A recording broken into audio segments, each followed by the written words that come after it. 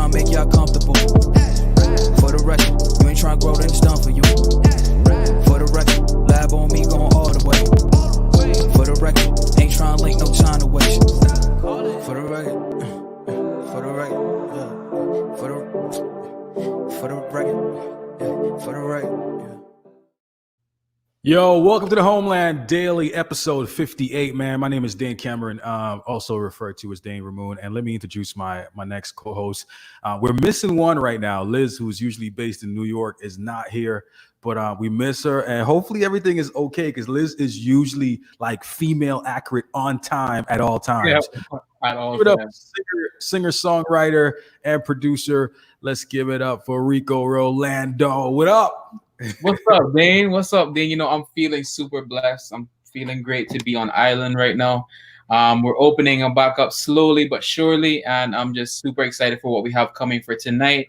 An artist right out of California, and I'm just super excited to hear her new single. Yeah, man. Let's recap the week. First of all, let's just start off with you, man. How was your week? How was your week? How was your day? Let's start off with your day because I pretty much know what you did for the week. Yeah. So I've actually just been finished mixing and mastering some of my tracks with my producer Yannick Vasco, and we're gonna be releasing them very, very soon. So make sure you guys stay tuned for that.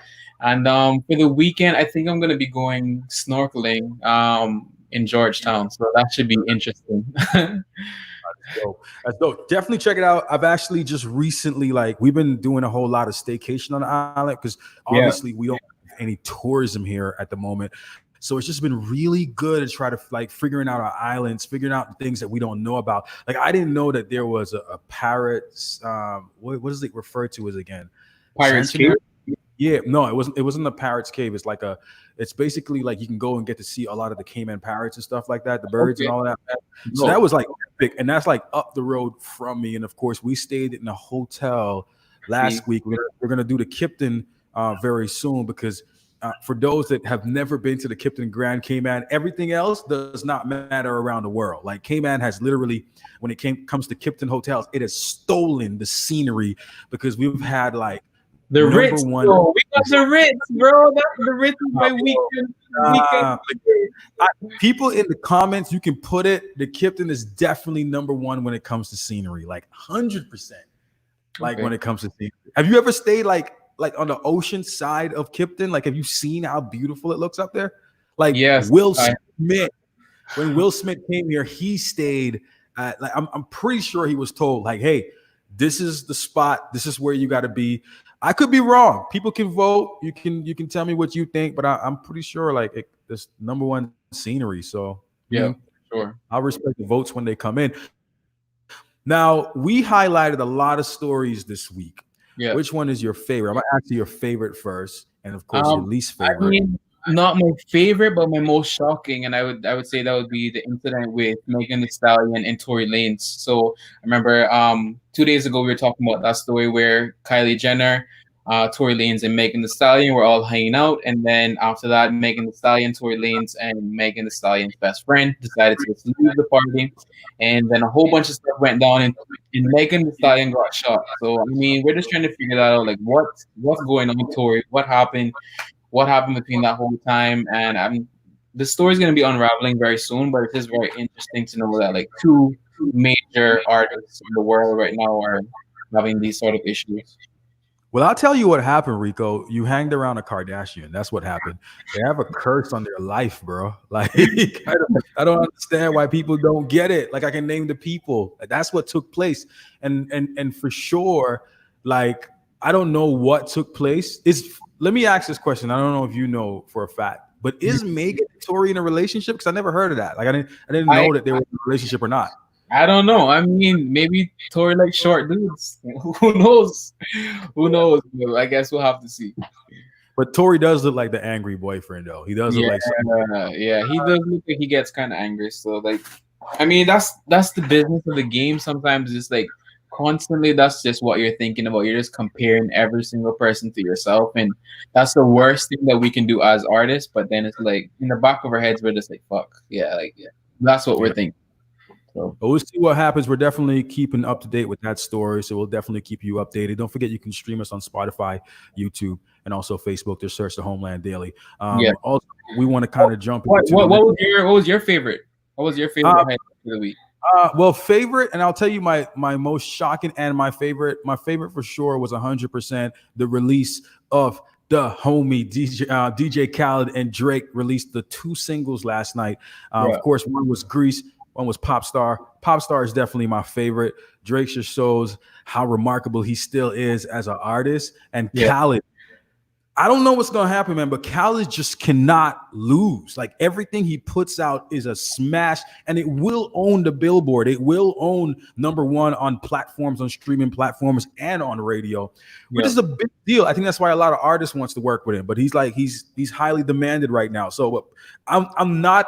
I don't know how you feel, Rico. You're a big fan of Drake. I wasn't a fan of Grease. I definitely wasn't a fan of Grease. You know what? I love the visuals though that DJ Khaled put out with his wife and how it was just like super dope that he's bringing his wife into his music videos. A lot of times they'll hire like these bombshell women that are just coming out of nowhere, and then like what happens in the background, like when you go back home, how's that conversation where you're like, oh, all these women were all over you. I get it, it's the game, but I love how he was like with his wife and just being super connected to that whole visual.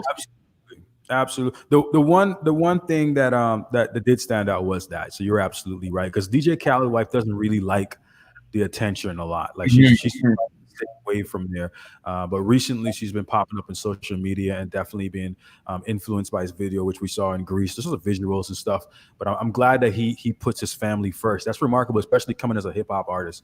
So big up to DJ Khaled. My shocking moment, we did not talk about it this week, but I'll talk about it now, is of course is Nick Cannon. We didn't get a chance to speak about it, but what upsets me and what shocks me about Nick Cannon, he was dropped because of a comment that he made. And I'm honest with you, he apologized about the comment, and it had to do with race, but more on the Jewish race. And he kind of, from what I'm hearing in the story, he poked fun at that race individually. But the thing was, he realized that it was wrong. He's been educating himself. And also he apologized, but the apology wasn't strong enough for him to not be fired. But here's the deal. Here's why I'm upset. I'm upset at this situation because, one, Nick Cannon apologized for what he said. He did state that he was ignorant towards what he was talking about, but then he was fired. But then we still cannot get justice for Breonna Taylor. That doesn't make sense. Less than 24 hours, a black man was fired from his job.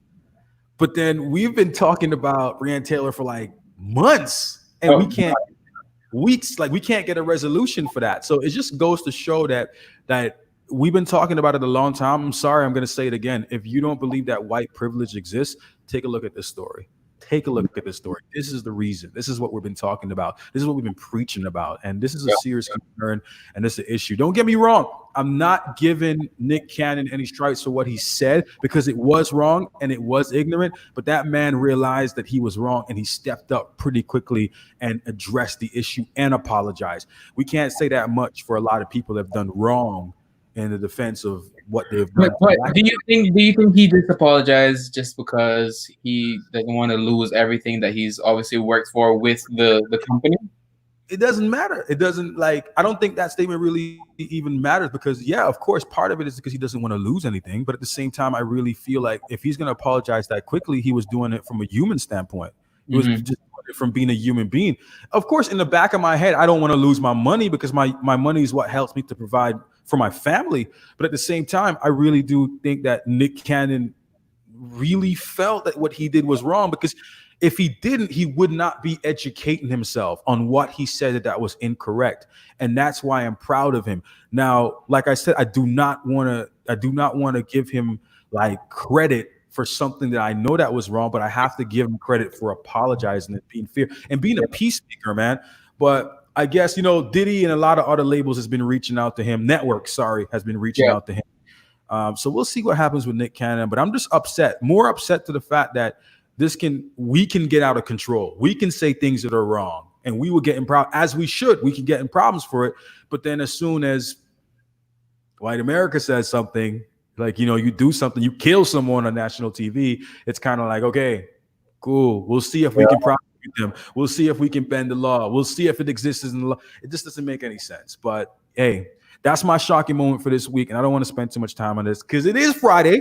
Yes. Plan to turn up. So I'm not ready for all this drama talk, but we're definitely going to bring our special guest in now and have a beautiful conversation with her. Rico, won't you introduce who we're going to be talking to tonight? Yes, most definitely. So everyone that's listening throughout the Cayman Islands or all over the world on Facebook Live, on YouTube, we're going to be bringing a special guest who's actually a part of the top 30 for Triller's Step Up to the Mic competition with me. And now she's been a singer, she's a songwriter, she's an actress, and she's all the way from Los Angeles, California. Let's welcome to the Homeland Daily Show, Shefali. Boom. Shefali, what's up? Hey! Hi, Can you guys hear me? Everybody's good? Yes. Yeah, I can hear you. Awesome. All right, Shefali, thank you so much for giving us like the most important asset that you have right now, and that's your time. So we really want to just honor you for being a part of the podcast tonight, and we just appreciate you, man. We just want to kind of chop it up and talk to you. You are an artist currently in California. Is that correct? Yes, that is correct. And thank you for having me. Thank you to Rico for reaching out and bringing me on. Yeah. Yes, I live in Los Angeles. I'm actually currently I'm in the Bay Area in Northern California. Quarantine, I feel like, has displaced everybody. I don't know. Yeah. So, I'm just here with my family. But yes, I'm a singer, songwriter. I'm also an actress in LA. And that's what I do. Dope, awesome. Man. And congratulations, too, on your single, Sleep. And I actually took a listen to it. Thank you. I want to deep dive into that single tonight. So we'll talk about it in a few. But congratulations. Thank you. Thank you so much. Thank you. Most definitely. Shefali, so you can tell us a little bit about yourself for people in the Cayman Islands who've never heard of Shefali, but they want to know who Shefali is. Right away, when I first saw you during our webcast, you definitely stood out. You were like a ball of sunshine. So I'm super happy that you're here tonight on the Homeland Daily Show. But can you just tell us a little bit about yourself? Absolutely. So my name is Shefali, and I am a singer-songwriter and actress in LA. I am of Indian heritage, so my parents are immigrants from India. I was born in Fremont in Northern California, lived there my whole life, and then I went to USC for undergrad in LA. And I graduated with political science, so I was pre-law, and musical theater. So I studied both. And ultimately, before the end of my senior year, I decided that, arts and entertainment were the direction to go. So since then, I've been doing a lot of songwriting. I've released a couple singles, done, my acting exists, as a parallel universe to my music, which is cool. I have great management with acting. And my most recent thing that I did, the most recent thing I did was I actually wrote so UMC is the Urban Movie Channel, which is the streaming version of, I don't know if you guys know, but it's a streaming version, essentially the baby of BET. It's founded by Bob Johnson, who also created BET. And UMC is quickly rising in fan base and outreach and all of that. So they have their original TV show called Double Cross that was just released. And I wrote and performed some of the music on that show. And so I'm on the theme song. So I wrote and performed on the theme song, and then a couple cues throughout the first season that I'm featured on. So that was like a big, like, cool thing that I just did. Amazing. Yeah. And then, just today I dropped my newest single called Sleeping, which, if you want to do a deep dive, we can do a deep dive, because there's so much cerebral and like psychological, like goodies that like went into writing that song. And that's really cool that you picked up on that, because I feel like it could come off as a very simplistic, easy song. But that came out today, and people seem to be receiving it really well. And my sister and I dropped a tap dance video to it There's unique Wow. content if I ever put it out. Unique content. Wow. A tap dance video that I just put out, and then I have another visual for a lyric video on its way in the next few days. So that's a little bit about me. Awesome. I love what I do. I'm glad that I didn't become a lawyer, although I loved the law and I loved studying the law. You know, I think that's something that I can definitely bring back into my life, you know, later on. But ultimately, right now, it's all about music and acting. Yeah, and what was the like deciding factor for you to be like, all right, I'm not going to be a lawyer anymore. This is exactly what I want to do with my life, which is acting, singing, songwriting. Yeah, I always tell this super dramatic story, but it actually happened exactly like this. Awesome. My junior year of college at USC, I was in this musical called Grand Hotel, and it was closing night. I always tell it like this. It was closing night.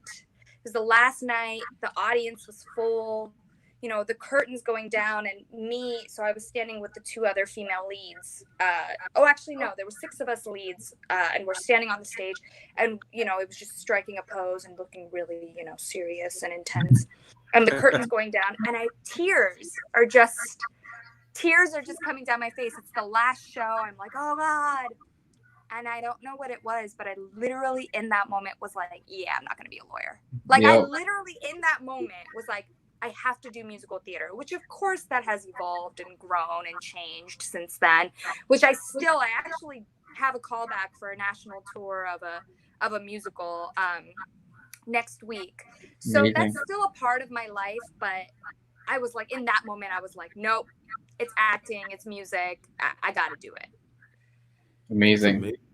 I love that. I think everybody like has a story like that when they first fell in love with music. That's like one of my favorite movies is oh my goodness, what is it called again? Like it was in the movie they basically asked, when did you fell in love? Brown Sugar. When did you first fell in love with hip hop? Which is one of my favorite music because it details when you fell in love with music. Like when did you fall in love with music? And for me, like when I was listening to your song, I love to listen to music because I feel like there's always a story in a single, especially for someone that's trying to elevate and come out for the first time. And I was like listening to your song and I'm like, okay, there's a lot of things here I could deep dive about. This is like an art on the wall. And there's a lot of questions I have. First thing I want to ask is like, what is your sign? Because it will answer a lot of questions for me. So what is like the horoscope sign?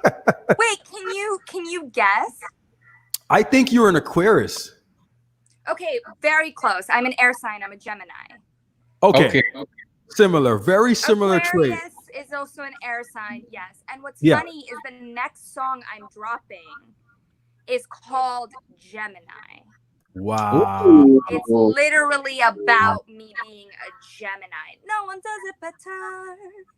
So it's all about Gemini. Yeah. And how I'm just a Gemini to a T. I really am. Like down to my core, I'm such a Gemini. But you're right. I'm an air sign. Yes. Yeah, I felt it.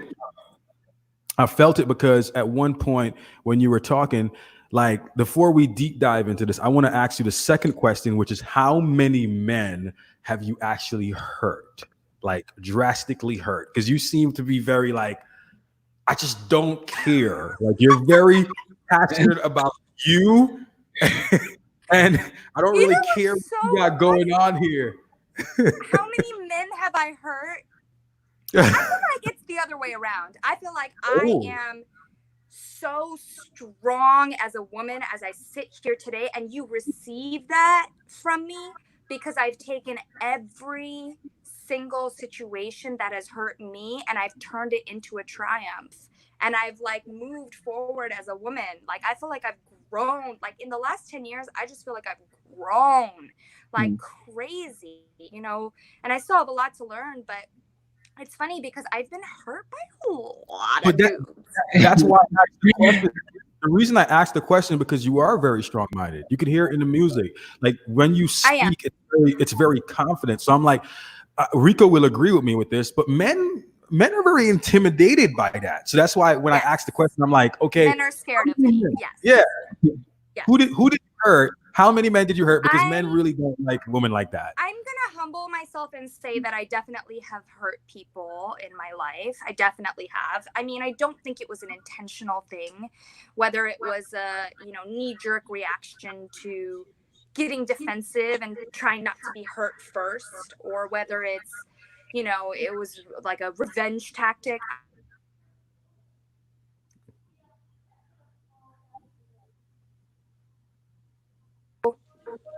Can you guys see me, hear me? Yes, we can hear you. Okay, Yeah. sorry. People are hitting me up right now. So ultimately, like, I think that I will humble myself and say it on a live broadcast that I have indeed hurt people.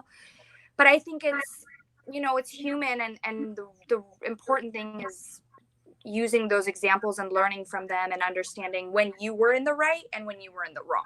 Mm-hmm. There it is. I love that. And before Rico jumps back in, I guess I have to tie off that question by saying, I want to ask you a question, like, what type of man wakes you up? Because I love your song. Like, your song is very powerful, Thank but you. once you explain to us, like, what does it take for a man to wake you up? So what's really funny is I actually wrote this song in the middle of the most toxic relationship I have ever been in my whole life. And it was in the middle of things when things were good. And I Were you dating Tory Lane?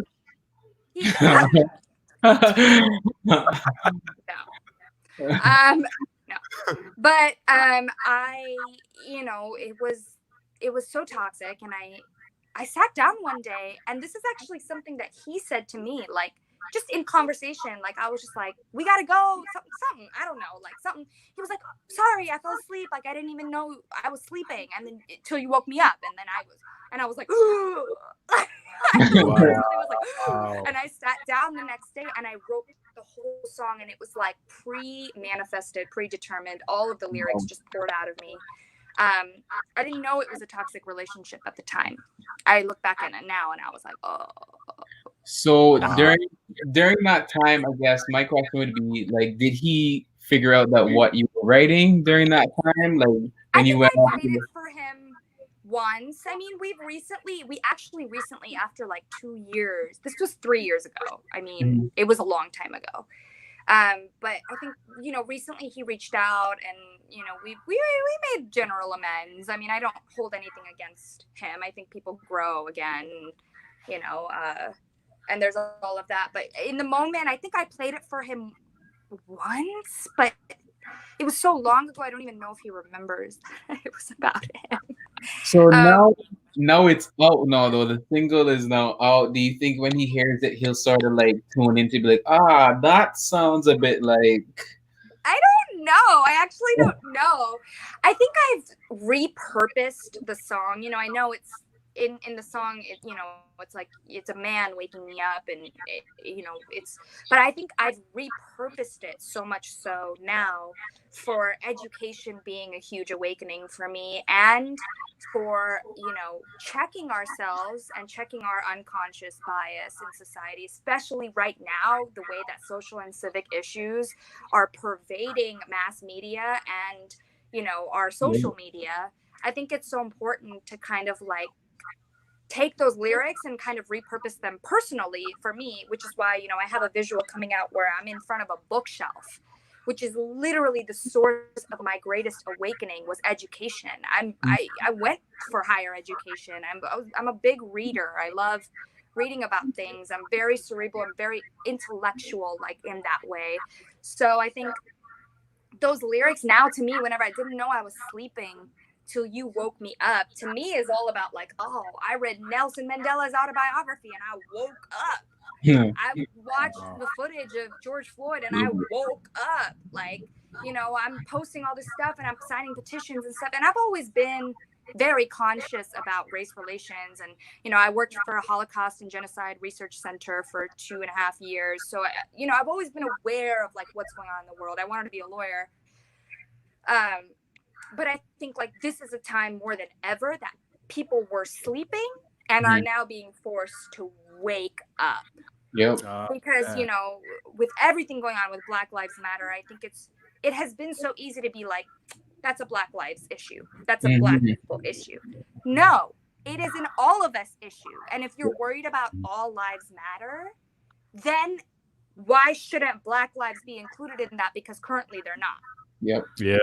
Yeah. So That's ultimately, like, to me, I was like, and I remembered this song, and I never intended on releasing this song. I wasn't ever going to release it.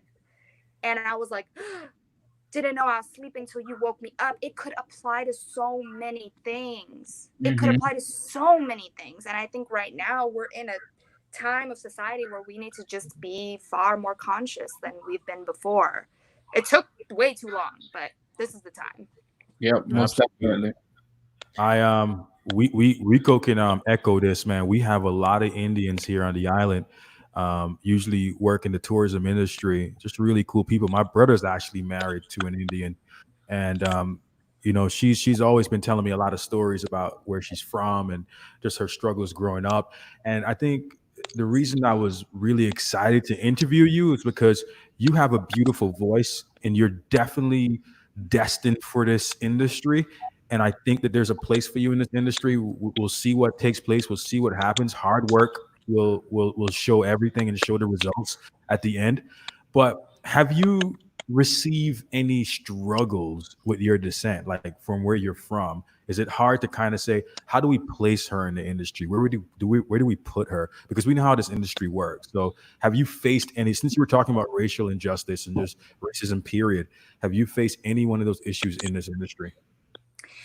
I think I always say this, that it's a blessing and a curse being Indian. I would say being Indian has been more of a blessing, in that people are like, oh, she's unique, she's different, she can bring something to the table.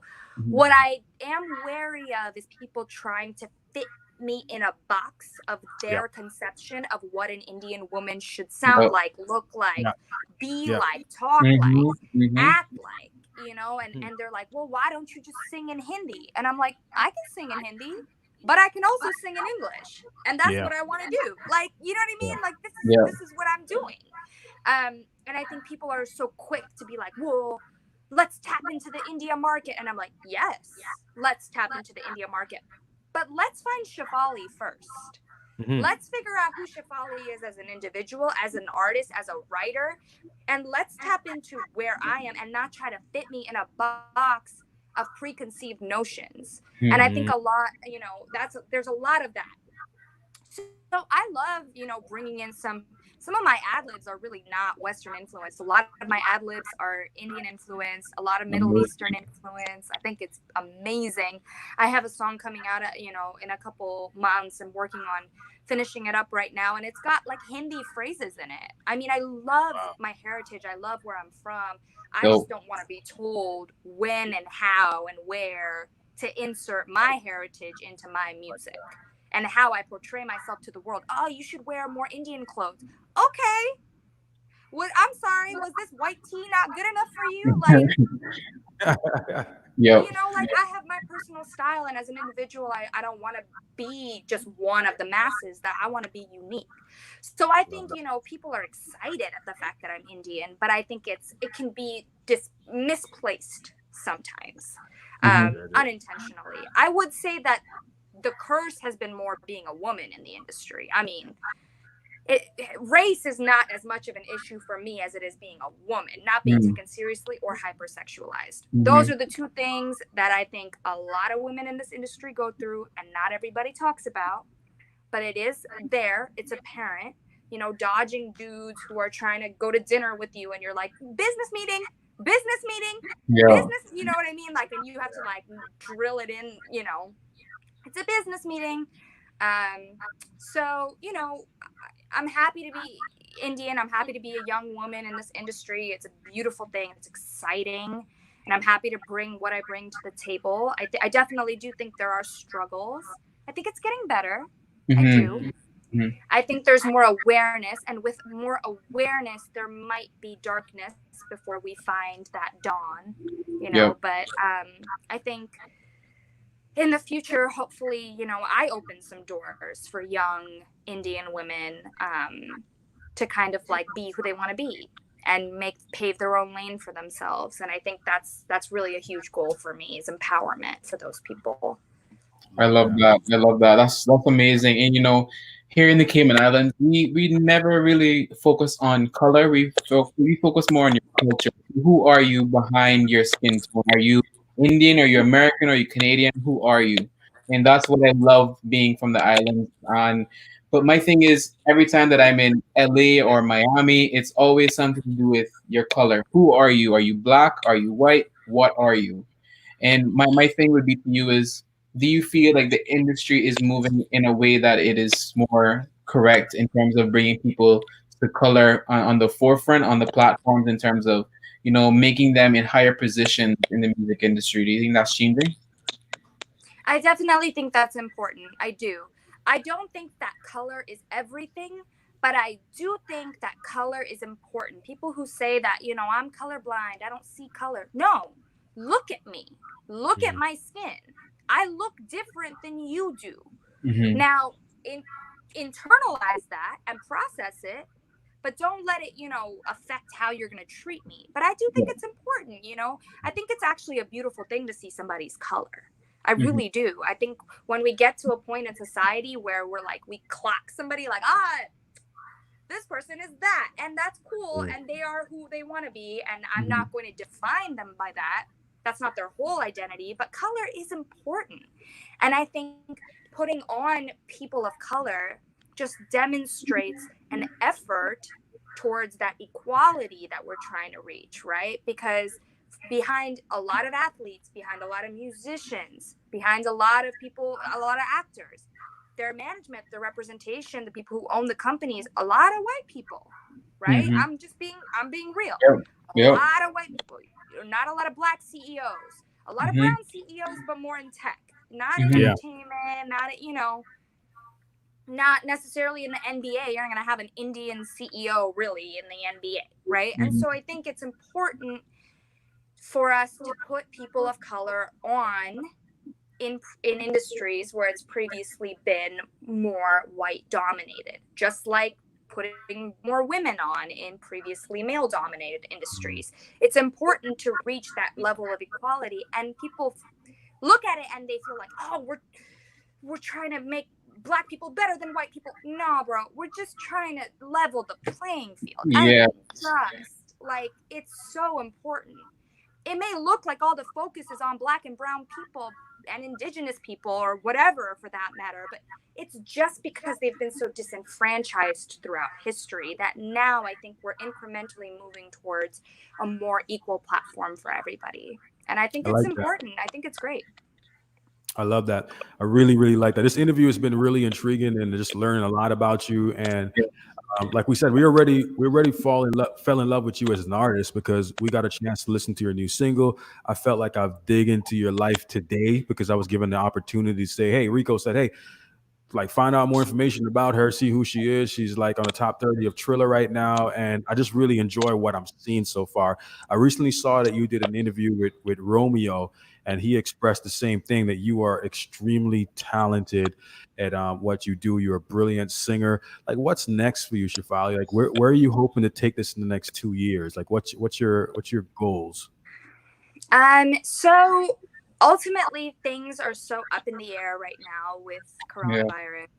I'm really trying to be patient with myself and with people around me, because I think this is a level of like high anxiety. Like, what is going to be live performance? Are there going to be concerts? Are there going to be wars? Are there going to be, all this stuff? So I will say on that end, I'm trying to be patient and kind to myself in terms of like, let's set attainable goals as it pertains to what's going on currently. If coronavirus clears up, then I'm going on a world tour. Okay, I'm going on a world tour. That's the move. The world needs to see this face. The world needs to hear this voice. Okay, that's the move. I love but it. If coronavirus does not clear up, and my dad's a scientist, so I hear every day what's going on. He's like, oh, well, today. And I'm like, tell me, scientist dad, thank you. And if not, really, like I said, my ultimate goal is empowerment. And I think releasing my own music is huge. One of my big goals is actually to be a series regular on a comedy show on one of the major streaming networks like Netflix or Hulu or something like that. That's a Mhm. huge goal for me on the acting end. And on the music end, to be featured on a song with a huge artist, I think is a big goal for me. I have some friends who, are pretty high up in the industry, and right now I have keeping my head down, doing my own thing, just making sure I'm releasing my music, being true to myself, Mhm. finding out who I am. But that feature, I think, is really gonna, set things in motion, or another big sync placement in film, TV, or commercial. So just really continuing to create, continuing to release music, and just building my fan base that way. And in the next 2 years, new heights for Yep. sure. Yep. Love it, man. Yep. So we're definitely coming close to that time where we get your last talk. But I know Rico, you probably have a next question that you want to kind of hit us up Yeah. with. Yeah. I mean, my next question to you would be, again, like what I said, I love going to LA. I love going to Miami all the time. I'm there constantly, but at the same time, too, I have a love-hate relationship for LA. I love that everything is there, but I don't like the fact that everything is so egotistical. Like everyone is thinking about, oh, what are your numbers on Instagram? Let's see if we can be friends. Oh, you don't have that many followers. Then I'm sorry, we're not going to be able to be friends at this point. What's your love-hate relationship? I definitely have a love-hate relationship with LA. I would agree on all the same things. There's a lot of superficiality that I think is not talked about. There's a lot of fake people, fake things. I come from really wholesome, homegrown, genuine backgrounds. I was raised to tell the truth. I was raised to be genuine. I was raised, to not necessarily be a shark to get what I want and step on other Mhm. people to get what I want. I think there's a lot of Mhm. that. But I also think that it poses as a beautiful challenge for me because I have learned to be a shark without compromising my morals and my values and who I Wow. am. And I've learned to get ahead. I've learned to finesse the game. I've learned to finagle my way into rooms that never in a million years did I think that I would be in. And I think that's what's fun about the game in LA. Mhm. It's fun for me. It's dangerous and it's kind of scary sometimes, but Yeah. it's fun. You know what I mean? Like I Yeah. I thoroughly enjoy living there. I have incredible friends. I have an insanely amazing network of people in LA. People I trust, people I could give my all to, and I know that they'll take it and not take advantage of it. My roommate is beautiful. She's amazing. I have very close friends there. So for me, they're friends like family. And ultimately, when you have those friends, those fans, those followers, and the family, I think that you can make anywhere home, no matter how, fake externally it might be. Mhm. Ultimately, I'm just trying to get ahead and I'm trying to bring my people with me, Yep. and that's the move. But you're not wrong. I'm not even going to try and sit here and discredit what you're saying Yep. because you're not wrong. It is not necessarily a genuine place, but I think when you find those pockets of people, those Mhm. genuine beautiful people, I want to visit the Cayman Islands. I Yeah. want to I want to visit the Cayman Islands. I literally, after this conversation, I'm like, flights, coronavirus. I want to go. I want to go. Yes. But I do love LA. It took me about 3 years to fall in love with it, but I fell in love with it and I haven't looked back since.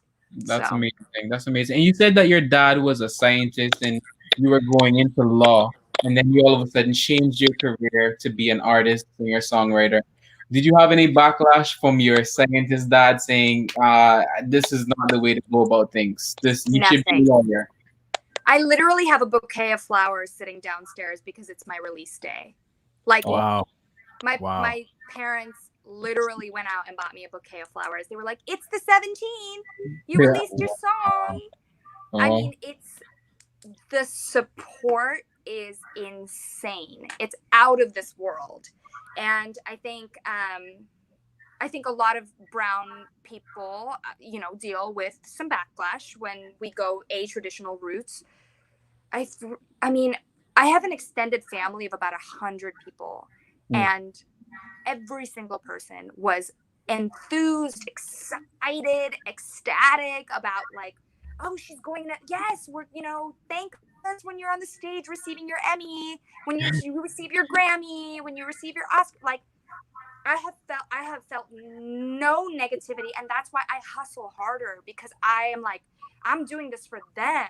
Yep. Like, I really want to do this for them, because they've done nothing but support me. My family, friends, my mom, my dad, my sister, closest people to me, my best friends, they're everything, and I can't even say anything negative about how they received me saying like, well, actually, I'm just going to be an actress and a singer. Is that cool? Like, they were like, all right, be the best. What can we do? How can we help? Yeah, it is.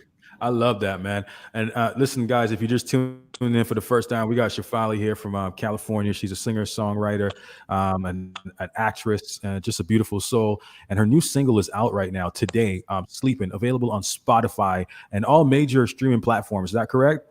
That is correct. And you can follow me as well on Instagram at Miss Shefali, MISSSHEFALI.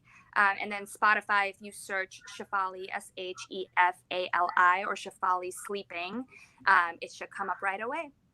So. And yeah, and don't be intimidated by what I said earlier. And I'm talking to the ladies out there about her single Sleeping. It is a beautiful song. And yes, indeed, it's a very strong and powerful minded song. But I just respect her for writing it, because it's just so many things that you can dig into when you listen to that song. It's not like you think relationships, but it's almost like what you said too. It's just about waking up, period. Yep. Like, especially for those women that have been saying, man, like, I've lost that crown a long time ago. I need to figure out a way to pick it up, dust it off, and put it back on my head. That's what it reminds me of. It just empowers women again. It's for men also. It's anybody that's in a relationship. It's for what's going on around the world right now. It's just the right release. She read the room correctly, and that's what I love about this single. Listen, we have an event, and I don't know if Rico has told you about it, Music and Network, that we hold every single year on the island. Just how your personality is, we would love for you to be a part of it, and hopefully we can get you down to the Cayman Islands to talk to our young artists and aspiring artists that's growing here also. I would love that. I would love man. that. I don't think anybody declines an offer to the Cayman Islands. I don't think it's ever happened. Boy, I am not trying to say no to come to the Cayman Islands. Are you kidding? Yeah, man. You're like, if you'd like to. I'm like, yes, I'd like to. Thank you. Let me think about it for a second. Nah. Yeah, I'm like, I'll be there. We're definitely reaching to the last bits of the show right now. We kind of just want you to give your last thoughts, especially for any young artist that's listening to this interview right now, and you kind of want to give them advice on what it takes to make it, especially if they're from the islands and they feel like it's literally impossible right now to make it in this field, in this career. And also just give your Instagram out again and where they can find your new single. Okay. So to all the young people who are listening right now, make mistakes. It's okay. As long as you learn from your mistakes. I have made so many mistakes, and I have no doubt that they make thousands more for the rest of my life. But ultimately, it's all a growth process. And dream big. The bigger you dream, what is that saying? You'll shoot for the stars, shoot for the moon. If you fall, you'll land among the stars. It's true. Dream big. I didn't know I was going to be interviewed by Romeo. Like, what? Like, I didn't know I was going to be writing for a TV show. I didn't know that, these things, they come to you when you manifest them and when you really believe in them and you speak on them. So it's okay to make mistakes, but don't ever feel like anything is out of your reach, because if you work hard and you're consistent, it'll come to you. It really will. I'm going to sing a few lines of this just so they know what we're talking about when we say the song's kind of intense. I don't like to admit I make mistakes, but you've shown me what it means to be awake. Didn't know I was sleeping till you woke me up. Didn't know I was sleeping till you shook me up. Didn't understand upside down until you turned me inside out. I didn't know I was sleeping till you woke me up. Man, yo, Shafali, yo, give it up.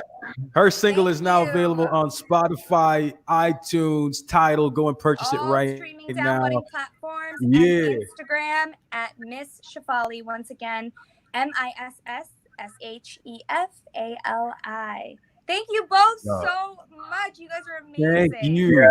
Thank you. We can't wait to see you very soon. Yeah. We're definitely going Absolutely. to extend that offer, man. So we can't wait to see you in person one day. All right. Absolutely. Sounds good. You both have a great night. Stay safe. You too. Stay safe out there.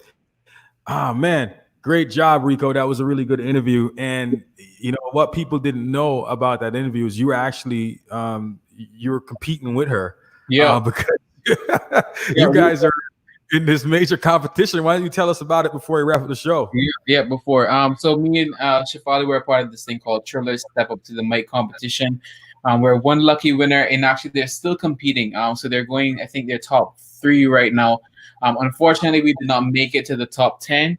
But as you can see, Shafali is very talented, as well as the other 30 competitors that were competing for that prize.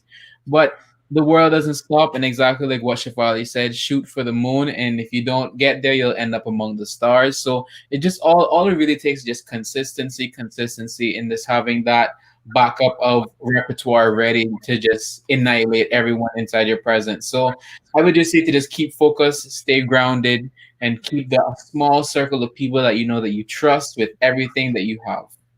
There it is. Yo, well said, man. Keep that small circle of people you trust. That's so important, guys. And also, Rico, I will also end it by saying consistency, being consistent. I can't tell you how much nights between myself, Rico, and Liz that we don't even feel like being on the show. But we know that something is happening, something is brewing, something is taking place. And because of our consistency, things will start to happen. The same thing with Rico's music. And I just know things are going to happen. It's going to blow up. But be consistent, keep a circle small. And I think I saw it recently. Somebody put out this quote that Jay-Z put, like, be okay with moving in silence. Because I think a lot of people today want people to know what they're doing. But moving that's really important, to move in silence. All right. Listen, man, that's the Homeland Daily episode 58. Next time you see us on Tuesday, it will be episode 59, just one show away from 60. We'll be celebrating as a senior. Can you believe that? So make sure you tune in on Tuesday at 7:25. We're going to have a special guest on. Get excited. I can tell you who the guest is right now because she's actually pre-confirmed, and I'm excited to have her on the show. But we're going to have Yantel McGaw. She's going to be talking about the post that she recently wrote about protecting here, the Cayman kind, and her direct letter to the hotel industry or tourism industry, I would like to say. So we're excited to have Yantel on. But yeah. That's it, man. That's it. It's been a good show, Rico. Yep, definitely. You know, I would say that Liz and Shafali was basically like the same sort of presence in person to me. Right? They are. Yeah. They are. Hey, listen, I felt like Liz didn't come for a reason tonight. I don't know what it is. But if Liz and her were on the show together, I don't know how it would work because they're literally the same people. They might take over. They might take over the Homeland Daily one day, guys. You never know, but stay tuned. We don't know. All female show. We'll see what happens. But listen, man, y'all be safe out there. Rico, before I go, I don't want to drag on the show, but what do you feel about the whole border being open on September for sure? How do you feel about that? I'm still a bit wishy-washy. I would say I think we should definitely keep a close eye on what happens in America. That's going to be 2 months away. The border is going to be opening. That may be too close to be calling, but we'll see what happens. To be honest, you never know what may happen in 2 months. But right now in America, it's not looking great. So I wouldn't advise us to be opening up any borders right now. Yeah, man. And also, just for the government, FYI, you do not have to worry about me going because you ain't going to be sticking anything in my nose. Straight up. Good. I'll wait it out till next year to travel again. This is Homeland Daily, episode 58. God loves you. We love you. Peace out. Keep safe. Have a good weekend. All right? Peace, y'all.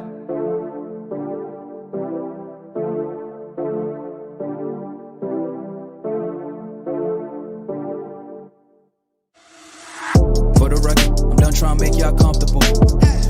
For the record, you ain't trying to grow, then it's done for you.